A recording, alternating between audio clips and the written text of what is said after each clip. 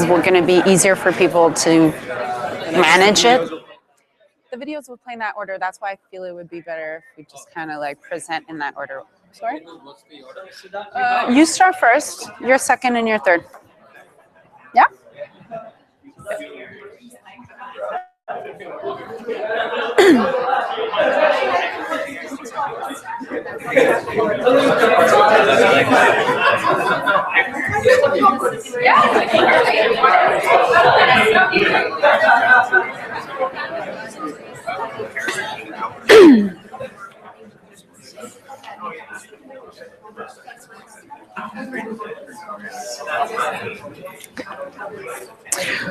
Okay, and it works? Yeah? Okay, so you guys can hear me?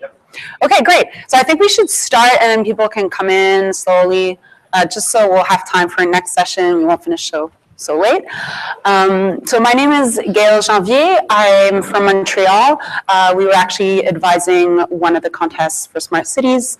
I'm the co-director of EcoHack with Alex Eilert, which we lost this year. And we're very happy to be here because this was actually a project he was working on daily. And so EcoHack Montreal creates audacious collaborations between IT professionals, sustainability experts, and citizens to build smarter cities. And I'm also co-founder of an organization called Land, and I work as a consultant specialist in local food systems. So we've been working very hard in climate change in Montreal, and I'm very excited to present these three winners of the challenges. And maybe we can present in order so we don't get confused. And as you all know, right after, we're going to be looking at videos to better understand their projects, and we'll be asking you guys for questions, or you'll be asking questions, actually. So I'd like to ask them the last questions possible when you speak, so you can already have some questions created, fermenting in your head. So sorry for my English if ever I'm looking for my words. I'm not, I'm almost bilingual. So go ahead. Oh God, Sida. Sid, just call me Sid. Sid? Really? Okay. So Sid, if you can present your project in just a minute. So hi everyone, my name is Siddharth Hande. I'm the founder of Kabadiwala Connect. Now, I'm hoping that the video will give more context about what we do, because that's really important, the context. But just as a very quick introduction, in the gap or the lack of infrastructure, framework, and will for the municipality in cities in India and the developing world to manage post-consumer waste effectively, we use technology to work with this really amazing, robust, and resilient informal sector to help manage the city's recyclable waste. Perfect. Thanks. You guys can hear me okay? My name is Nishant Sanghvi. I'm one of the founders of EnergyX. We founded EnergyX with one clear purpose in mind: energy management for all. We bring that purpose through action with our flagship product, My Energy Expert, which is an online building audit tool that empowers homes and businesses, that's our target market, to lower their energy usage, save money, and reduce their carbon footprint. We feel that's important because we take consumers to action. We've always said the cleanest, greenest, cheapest energy is the energy that you do not use. And that's our vision for climate change. Thank you. And hi, my name is Alex Otto, and I'm with the City of Bloomington, and we're doing Rent Rocket, which is part of a larger coalition of 10 sister cities from all over the United States. And we're supported by the Urban Sustainability Directors Network.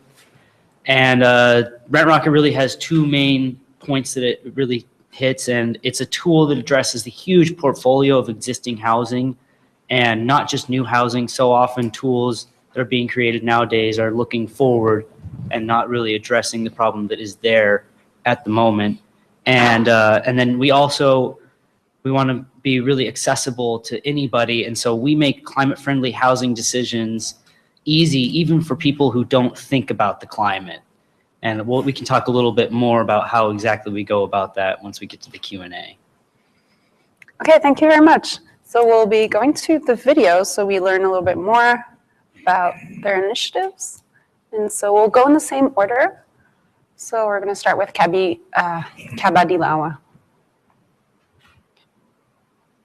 Hi everyone, my name is Siddharth Pandey. I'm the founder of Kabadiwala Connect, and we're on a mission to send less waste into India's landfills. So urban India generates over 70 million tons of waste every year. And currently, almost all of this goes to a landfill. A big chunk of this is organics, but a really significant part, over 20%, is actually recyclable material. Every year, we import 4 million tons of waste paper from other countries, while our cities generate 5 million tons of waste paper that gets sent to the landfill. So why does this happen? The first and biggest issue is the lack of segregation at source.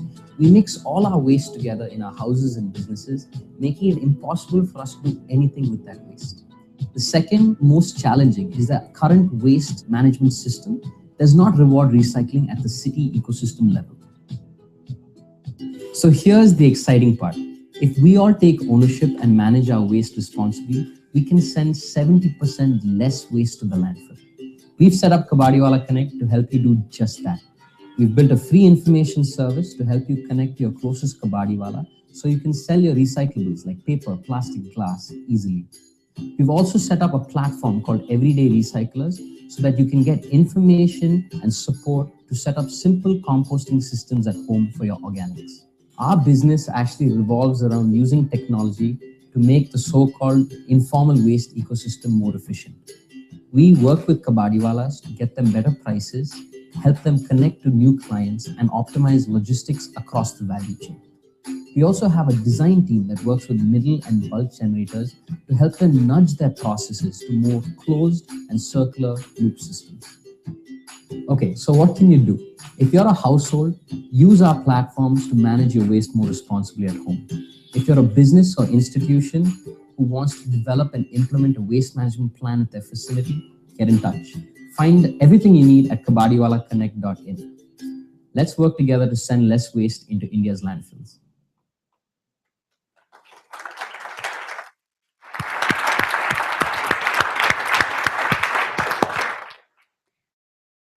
My energy expert, a home and small business energy management solution.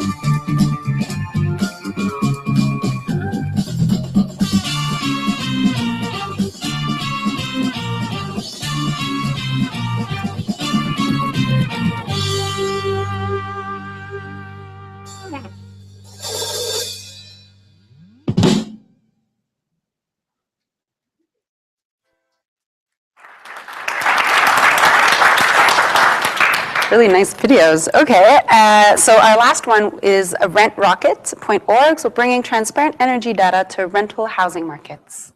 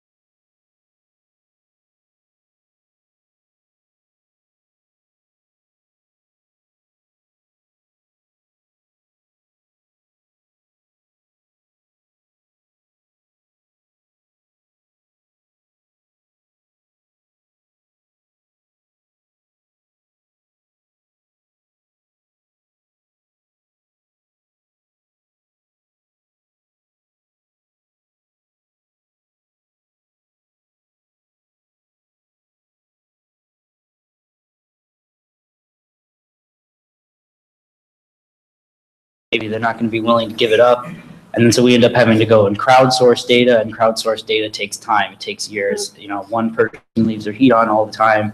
That is going to have skewed data. And so we have to make up for that and try and get data that's going to cover a long span and really represent those houses accurately. And I mean, we're always thinking about how do we do that faster? How do we get access to that data faster? Thank you. Yeah, so I just wanted to answer last because we're in a bit of a unique position working with the informal sector.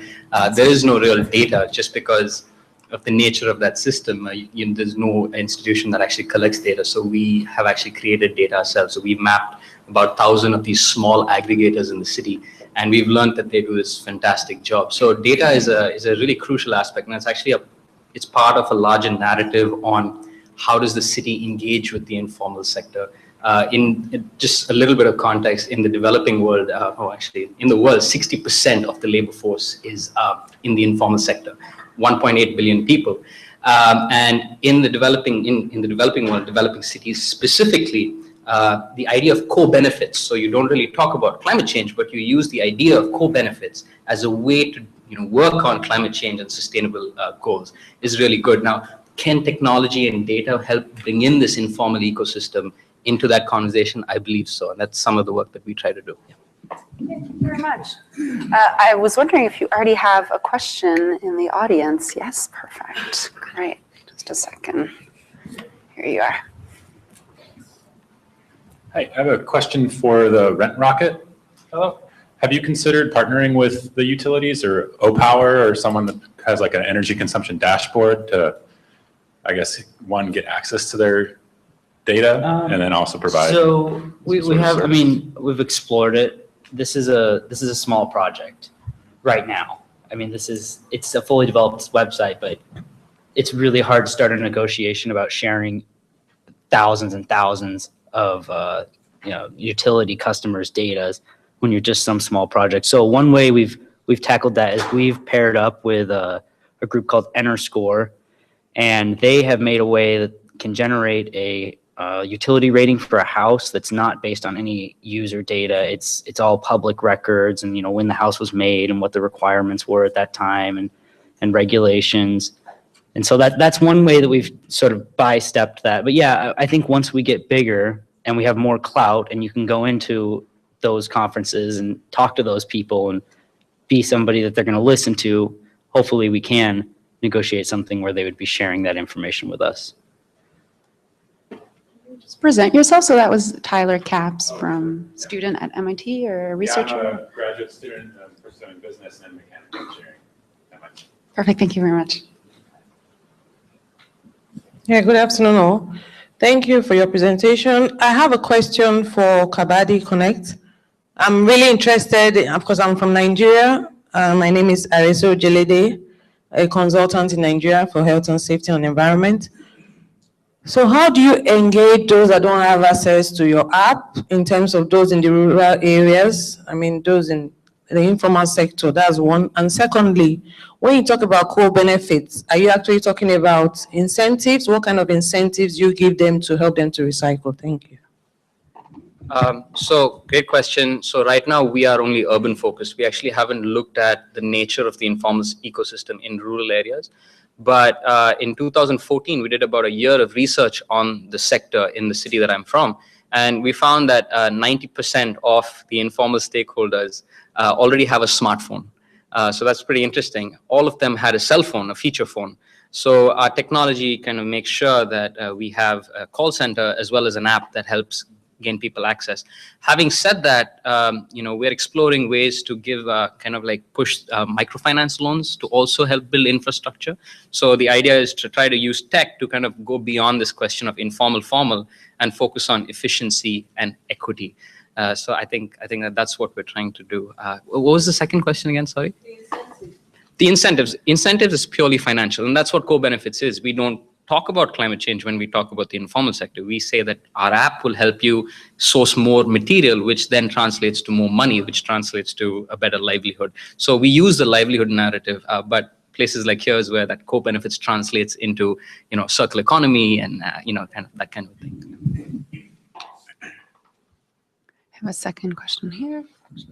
Yeah, I have a question for Kabaddi Connect. So, can you explain what are the actual advantages of sorting the waste? I mean, is it in terms of being able to connect to the right people to come and collect the waste? Or as I know that India is planning a lot of waste to energy plants, and one of the expenses is sorting out the waste.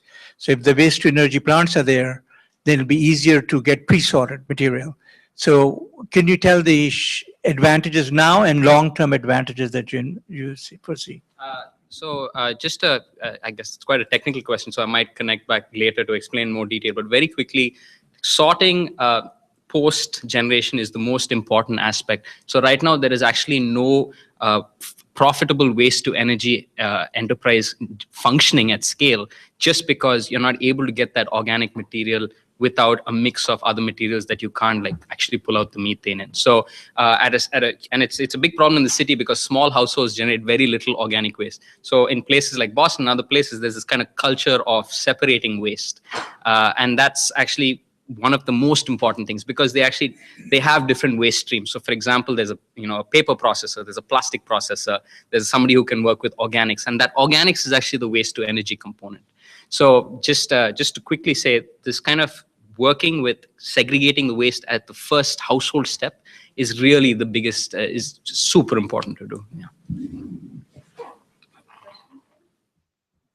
Yes, thank you very much. Dave Doucette from Marlborough, Massachusetts. I'm a Ward 2 city councilor. Within our city, and it's very common within the Northeast, we're getting all these smart meters. So we have a smart meter for natural gas. We have a smart meter for the electricity. We have a smart meter for water. Are any of your systems planning to integrate into that? You know, like as I'm sitting at my house, I'd love to be able to get access to that data. And I find that it's actually, you think you're having trouble with the utilities? They're pulling data out of my house and I can't get access to that. About that. We're quite familiar with that. We have access to the smart meter through the utilities. We need to get consumer consent to do that, and hence the online audit. One of the questions there is, do you give us access to your data? And once you do, we're able to get that. We also have our own monitoring solutions in place that we put into consumers' homes or people's businesses as well. So that access to smart metering data is awesome. If you have it, fantastic. If not, we find a lot of our customers or end customers who do our audits end up asking for monitoring systems. We then place that in so they can monitor the consumption. Once we have people who've gone through the audit, implemented some of the retrofits that we recommend, we're able to give them in-document analysis and dashboards on how they're doing, what energy savings they've achieved, and then move them along to retrofit number 2, retrofit number 3, retrofit number 4. So really keeping them sticky throughout that process. So to answer your question, yeah, that's great data, and we try to get it either through the utility, through the customer, if they give us access, or through our own monitoring solutions.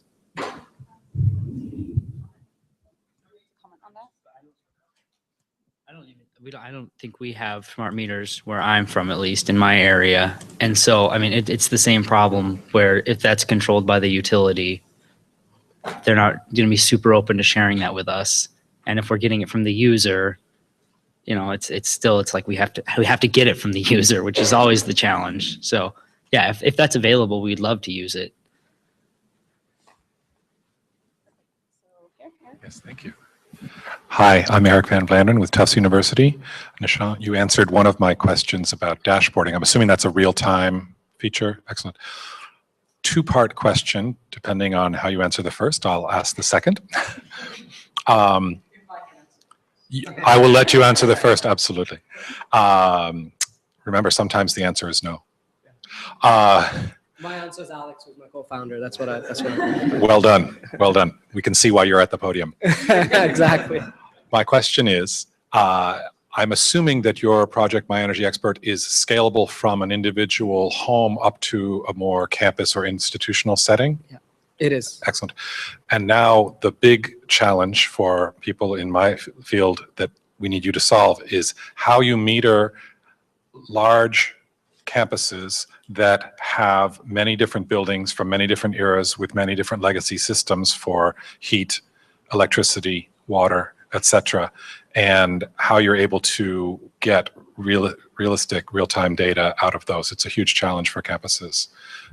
Because if you say, I can do that, then I want to buy it because I want to put your dashboard in all of my buildings. Yeah, no, it's a very good question. So let me answer that in two ways.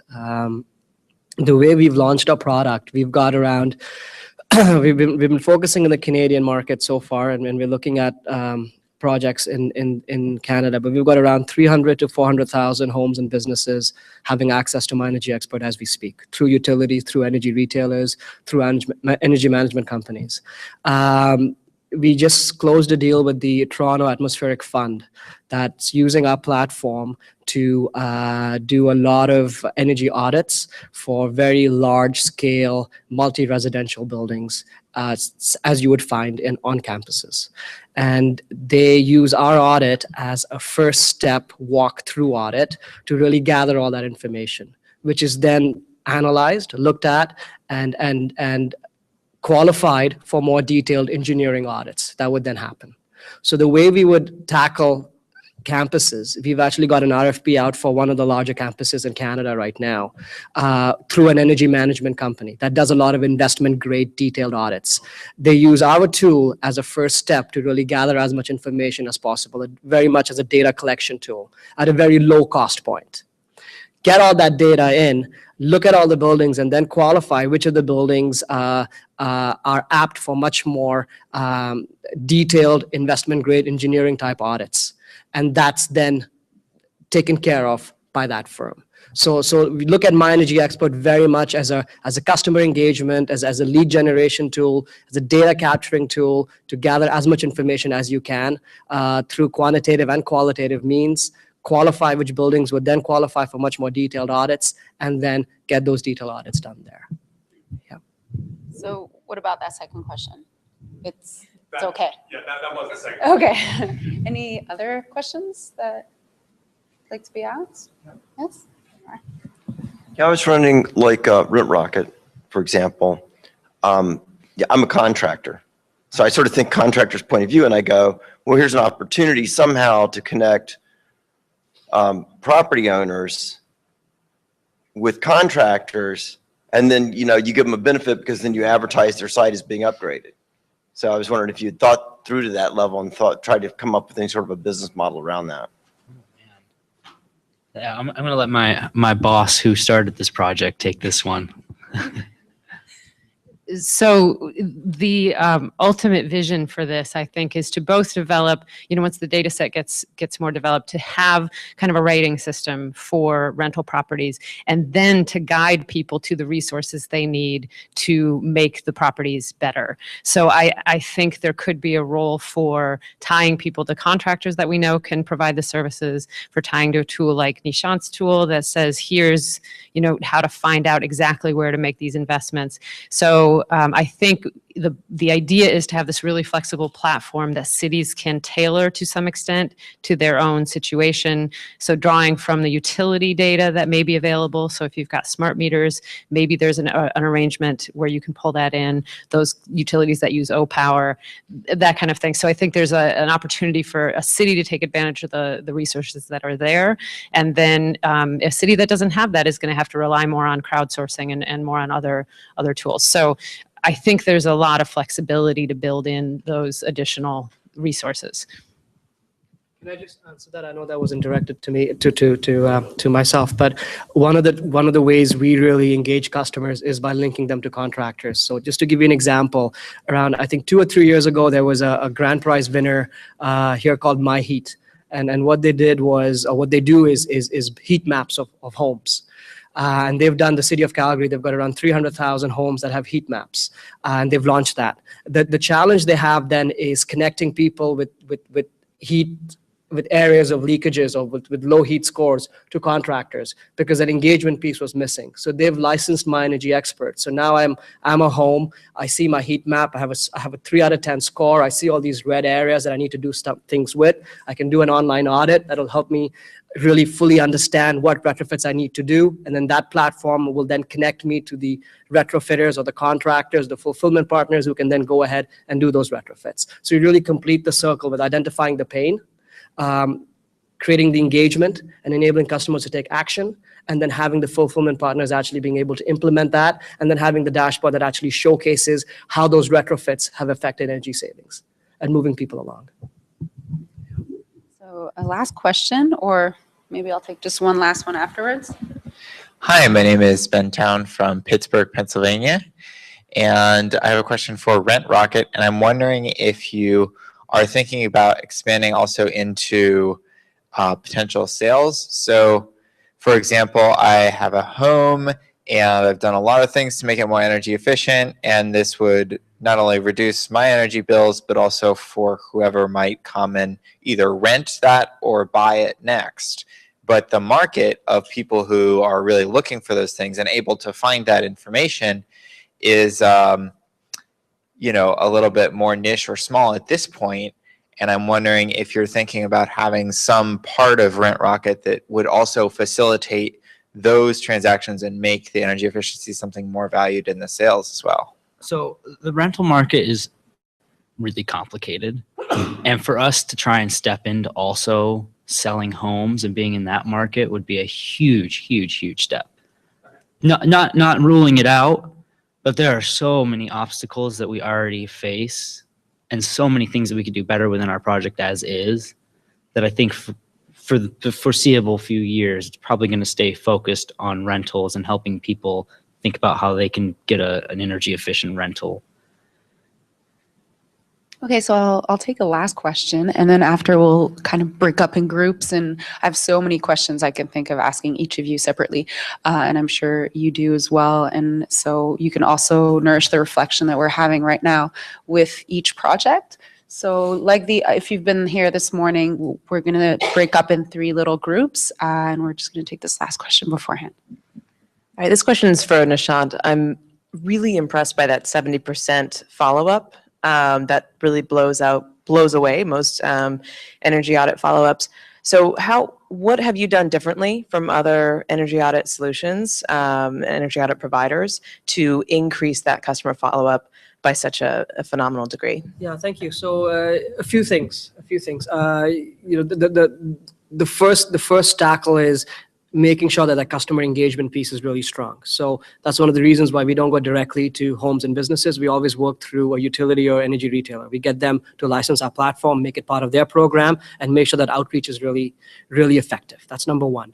Number two, it's the interface. It's really keeping our front end as simplistic as possible, focusing on lighting, focusing on heating, on cooling, on the building envelope and appliances, really getting the homeowner or the home tenant or the business owner or the business tenant in a matter of less than 10 minutes to really give a very accurate and inventory of their building or of their home in a very simplistic manner. The heavy lifting's on the back end. That's where the algorithms, that's where the last 2 years of blood, sweat, and tears have gone into. The third part is creating a very simplistic energy savings plan for that customer. So you go ahead, you fill in the audit, and you've got a very relevant plan for your home. You're never going to be asked to change your lighting into LEDs if you've done that already. It's going to be focused on what's relevant to you. And the fourth way is getting you to take some kind of action, whatever that action may be. So even if you go ahead and implement a smart thermostat based on the results of the audit, you've taken that action. Right? Once you've taken that action, that's where the fun starts, because that's when we can start now looking at what savings you've done based on the retrofits. So we always recommend retrofits in different phases: phase 1, phase 2, phase 3, phase 4. You do your phase 1, which is your low-hanging fruits. You change your lighting or you get your smart thermostat in. We are able to then analyze and see what energy savings you've been able to achieve based on that retrofit. Now you're engaged. We reach out to you again and go, here you go. This is what you've done. This is the savings. Let's get you back into retrofit number 2, retrofit number 3, really take you through that stages. So it's a 2 to 3 year program, focused on engagement, focused on stickiness, and focused on really getting you to take action. And that's the results we've seen. We're seeing, you know, uptake of anywhere between 15 to 20%, because obviously you're going to have, you know, it's a mass marketing, mass emailing campaign that you're doing to get people to go online. Once we've got you on the platform, it's a 70% conversion. So. So we'll separate in 3 small groups. Rent Rocket here, you have Recycle over there, and I can imagine you have Energy Expert right here, or actually in the back there. So we're all staying in a close proximity. Don't hesitate to, if you have a couple of questions for our 3 presentations, don't hesitate to go from one group to the other. And we'll be back together in about 15 minutes.